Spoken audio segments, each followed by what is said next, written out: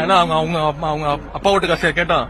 தமிழ்நாட்டு மக்கள் கொடுத்த வரி பணம் தானே, மற்ற மாநிலங்களுக்கு எல்லாம் கேட்காம குடுக்குறீங்கல்ல, தமிழ்நாடு மட்டும் ஏன் தனியா பாக்குறீங்க? அவங்க அப்பா வீட்டு பணமா அப்படின்னு கேக்குற மாதிரி எல்லாம் பேசுறவங்க அவங்க அப்பா வீட்டு சோத்தை வச்சுட்டு அவர் இன்னைக்கு பதவி அனுபவிச்சுட்டு இருக்காரா அப்படின்னு சொல்ல முடியுமா?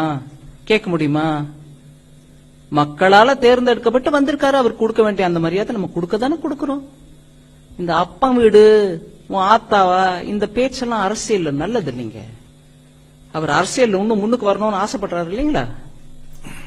அந்த குடும்பமும் ஆசைப்படுது இல்லீங்களா? அதனால நம்ம நாக்குல கொஞ்சம் அந்த பதவிக்கு ஏத்த அளவுக்கு வார்த்தைகள் அளந்து வரணும். இது நான் பொதுப்படையா சொல்றேன். அவர் மேல காழ்ப்பு உணர்வோ ஏதோ வச்சுட்டு சொல்லல.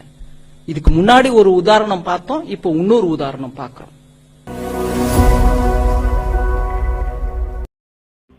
வணக்கம். விஜயனுடைய கருத்துக்கும் ஆதவ் அர்ஜுனாவுடைய